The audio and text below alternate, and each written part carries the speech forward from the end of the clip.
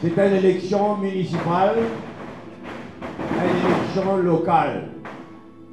Mais situation d'un pays 5 mois après l'élection générale, il donne cette élection-là une importance nationale. Nous fiers, nous bilan, nous fiers, nous l'équipe. Nous perdons une élection par la faute Ramgoulam. Et à ce qu'il-là, même, des réponses. Nous sommes le 28 mai. Le MMM lance sa campagne pour les municipales à Bobassa. Paul Béranger affirme que son parti rebondit, mais la difficulté est indéniable. Il y a 6 mois, jour pour jour, les Mauves essuyaient la plus cuisante défaite de leur histoire. L'élection de Paul Béranger, de justesse en 3e position, avec seulement 300 voix d'avance, dans son bastion du numéro 19, est symptomatique de la déroute du MMM. Mais le parti a désigné le coupable, Navin Ramgoolam. Nous devons reconnaître, et moi, je dis, nous finissons à tort, si à tout l'autre des points, nous finissons sous-estime de quelque chose.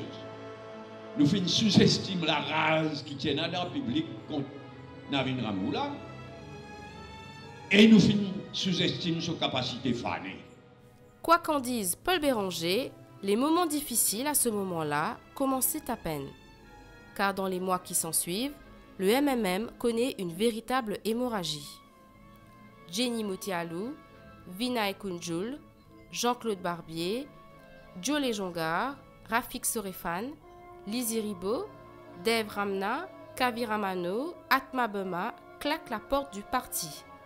Les démissions s'enchaînent et culminent sur le départ d'un des plus fidèles, Alan Ganou. Aujourd'hui, malheureusement, avec ce qui vient d'arriver, le MMM, il est l'outil d'un seul homme. Très souvent, c'est une considération personnelle, activée par une certaine arrogance et suffisance qui vient primer dans n'importe quel enjeu politique. Voilà le contexte dans lequel le MMM aborde ses municipales. Ces élections pour les Mauves sont donc cruciales. L'enjeu est énorme. Pour le MMM, tout se joue après la défaite historique. Donc, c'était la plus grande défaite du MMM dans son histoire en décembre 2014.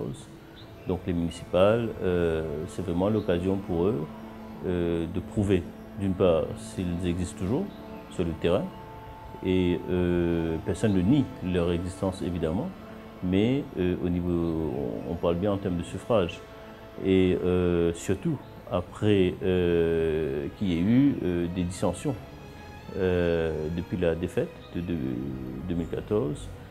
Donc là, c'est une occasion réelle. C'est un vrai test sur le terrain, surtout qui sont entre double guillemets sur le terrain, parce que le MMM a historiquement été beaucoup plus fort dans les régions urbaines que rurales. L'histoire, effectivement, joue en faveur du MMM qui, tout au long de la campagne, a vanté son bilan tout en capitalisant sur le mécontentement provoqué par l'affaire BAI.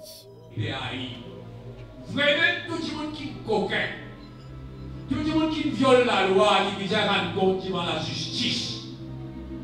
Et sa qualité dominée là. Et à chaque sortie, Paul Béranger affiche ses distances du Parti travailliste. Avec le Parti travailliste, ni l'entente souterraine, ni contact, même pénal. Mais les Rouges, absents du scrutin, rendent peut-être un service au MMM. Si le MMM remporte la majorité des villes, ça veut dire que le MMM est revenu seul dans ces élections avec l'appui d'une partie de l'électorat travailliste. Donc il ne faut pas aussi être naïf.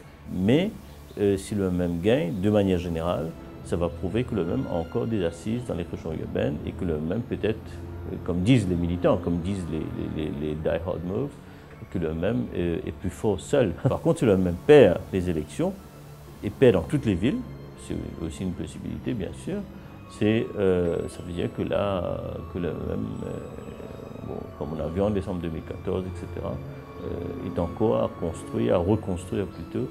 Travaillistes, mot d'ordre ou pas mot d'ordre, voteraient pour le MMM pas tellement pour le même, mais contre le gouvernement ou contre le pouvoir, mais en fin de compte pour le même, pour donner des sièges à l'opposition, parce qu'à part le même, il n'y a pas aucune autre force importante de l'opposition.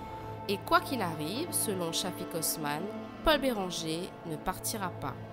Quant à Paul Béranger, bon, moi je pense qu'il aurait dû se retirer depuis très longtemps déjà et laisser aux autres refaire le parti. Bon, s'il gagne, il pourra toujours dire que voilà, je suis toujours là et j'ai encore une mission et j'ai encore une raison d'y être. Et s'il perd, je ne sais pas. À mon avis, il ne partira pas de toute façon. Je pense, sans prendre trop de risques, je vous dirais que c'est seulement le jour où il sera mort qui va se séparer de lui. Si pour Paul Béranger, personnellement, il n'y a aucun défi, par contre le MMM joue sans doute son va-tout s'il ne gagne pas dans les villes. Où pourrait-il bien gagner? Une éventuelle reconquête du pouvoir pour le MMM commence donc ce dimanche.